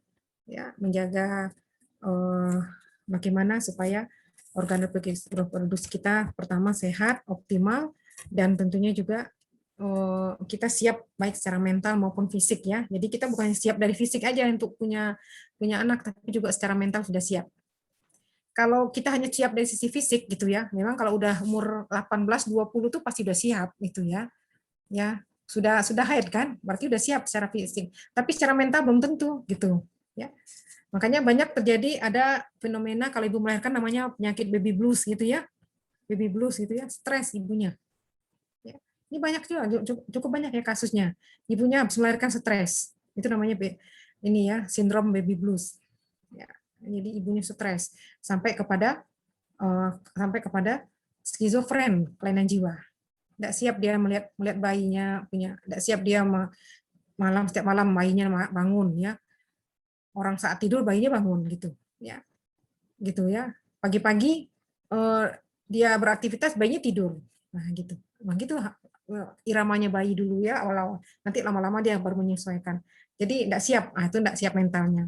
Kemudian mental yang tidak siap ini juga nanti kan sakit kan, mau lagi hamil sakit, udah dirasakan gitu ya. Kemudian misalnya baby blues ini juga taunya suaminya ini gitu ya, kehilangan pekerjaan gitu, bayi lahir suami juga tidak ada kerjaan. Nah jadi itu salah satu fenomena namanya sindroma baby blues, stres dia langsung gitu. Jadi dia bayinya kurang sehat, suaminya pada kena PHK, dia stres pula. Jadi luar biasa akibatnya ya. Jadi perlu makanya kesiapan mental tadi. Ya. Jadi itu tadi akhwatibillah untuk ini tadi memang itulah perlu persiapan kita. Ya, mungkin itu dari ini terlalu luas ya, terlalu panjang, tapi mudah-mudahan bisa dimengerti ya. Masya Allah Umi, luar biasa Umi, banyak sekali ilmu yang kami dapatkan pada malam hari ini gitu. Terima kasih banyak Umi. Jadi kalau boleh menyimpulkan teman-teman sekalian dan Umi juga, child free itu sendiri sebenarnya bukan bagian dalam anjuran, bukan bagian dalam ajaran Islam dan juga dalam segi medis ya teman-teman. Jadi terutama dalam segi Islam sendiri, keputusan tidak memiliki anak dalam Islam tersebut tidak sesuai dengan tujuan penciptaannya ya Umi ya, sebagai khalifah di muka bumi ini, dan juga tujuan seorang muslimah untuk menikah. Jadi tadi Umi juga memberikan kita beberapa tips teman-teman ya untuk menjawab ketakutan dan juga ketidaksiapan dalam memiliki anak itu sendiri. Pertama, mulai dari diri sendiri dengan meningkatkan kualitas ibadah gitu ya, meningkatkan sholat, puasa dan lain-lain, ditingkatkan terlebih dahulu kualitas ibadahnya. Terus yang kedua, tidak berhenti belajar ya teman-teman, bisa dari buku, bisa mengikuti kajian ataupun belajar dari orang-orang yang telah berpengalaman. Terus yang penting juga membentuk karakter diri dan kepribadian, menjaga pola makan dan juga menjaga kebersihan dari organ reproduksi gitu ya. Itu beberapa tips yang diberikan Umi dalam aspek ilmu agama dan juga aspek kesehatan. Terima kasih banyak Umi atas sharingnya, atas ilmu yang sudah diberikan pada malam hari ini. Semoga kami doakan Umi sekeluarga sehat selalu dan diberkahi selalu oleh Allah Subhanahu wa taala. Amin, Allahumma amin. Baik teman-teman sekalian, kita sudah sampai di penghujung acara. Acara kita selanjutnya yaitu doa yang akan dipandu oleh Mbak Aldia. Kepada Mbak Aldia dipersilahkan. Assalamualaikum warahmatullahi wabarakatuh. Waalaikumsalam warahmatullahi wabarakatuh. Marilah teman-teman sejenak kita menundukkan hati dan kepala kita. Semoga apa yang tadi sudah disampaikan oleh pemateri kita, Umi Dini, di malam hari ini bisa sama-sama kita ambil manfaatnya ya. Dan tentunya kegiatan ini bisa semakin memperkuat persaudaraan di antara kita. A'udzubillahi minasyaitonirrajim. Bismillahirrahmanirrahim. Allahumma innaka ta'lamu anna hadhil qulub qad ijtama'at 'ala mahabbatik wal taqat 'ala ta'atik wa tawahhadat 'ala da'watik wa ta'ahadat 'ala nasrati syari'atik Fawattikillahumma rabbid hataha wa adimuddaha wahdiha subulaha wa amlaha binurikal ladzi la yakhbu wa syarah suduraha bifaidil iman bik wa jamilit tawakkuli alaik wa ahyiha bima'rifatik wa amitha ala syahadati fi sabilik innaka ni'mal maula wa ni'man nasir. Allahumma amin. Ya Allah, sesungguhnya Engkau Maha mengetahui bahwa hati-hati berkumpul atas dasar cinta kepadamu, bertemu atas dasar taat kepadamu, bersatu atas dasar dakwah kepadamu, dan berjanji setia untuk membela syariat-Mu. Maka kuatkanlah ya Allah ikatan pertaliannya, lestarikanlah kasih sayangnya, tunjukkanlah jalannya, dan penuhilah dengan cahaya-Mu yang tiada redup. Lapangkanlah dadanya dengan limpahan iman kepadamu dan indahnya tawakal kepadamu. Hidupkanlah ia dengan makrifat kepadamu dan matikanlah ia sebagai syahid di jalanmu. Sesungguhnya Engkau sebaik-baik pelindung dan sebaik-baik penolong. Amin. Allahumma amin. Wassalamualaikum warahmatullahi wabarakatuh. Waalaikumsalam. Wabarakatuh. Terima kasih banyak kepada Mbak Aldia atas pembacaan doanya. Mungkin sebelum kita masuk ke sesi penutupan, izin Umi untuk mengambil dokumentasi Umi, foto session Umi. Mungkin bisa diberi aba-aba oleh Kak Nadia. Silakan Kak Nadia. Teman-teman silakan untuk menyalakan kameranya ya. Ya, silakan teman-teman. Silakan nyalakan kameranya terlebih dahulu. Nadia Ashifa, Rofiko, Azdian Utami, Fazia, Izati. Silakan Mbak.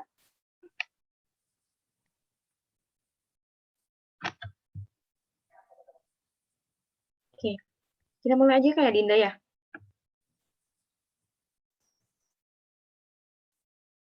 Oke. Mbak Aulia sudah siap?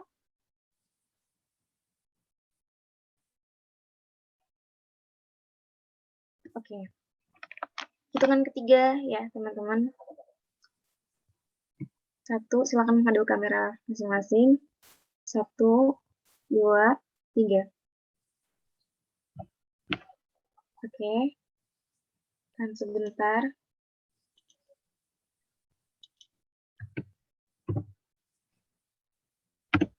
Saya teman-teman. Oke. Sebentar Kak. 1 kali lagi ya.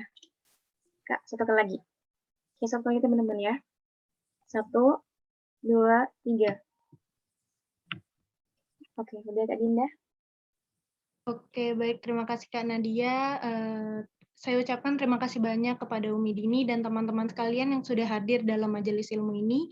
Saya selaku pembawa acara mohon maaf jika terdapat banyak kesalahan dan kekhilafan, dan kepada Allah saya mohon ampun. Sebelumnya kita tutup majelis ilmu ini dengan sama-sama membaca kafaratul majelis. Subhanakallahumma wa bihamdik asyhadu an la ilaha illa anta astaghfiruka wa atubu ilaik. Dan kita tutup dengan membaca lafaz hamdalah alhamdulillahirabbil alamin. Sekian kajian kita pada malam hari ini. Sampai jumpa di kajian-kajian berikutnya. Terima kasih banyak Umi Dini. Semoga selalu sehat selalu ya Umi. Ya, semua ya. Assalamualaikum warahmatullahi wabarakatuh. Waalaikumsalam warahmatullahi wabarakatuh. Umi izin live ya. Ya Umi. Ya, Terima kasih Umi. Ya Umi. Terima kasih teman-teman. Nantikan kajian-kajian selanjutnya ya. Insya Allah dari teman tumbuh. Terima kasih. Oke. And for all ya.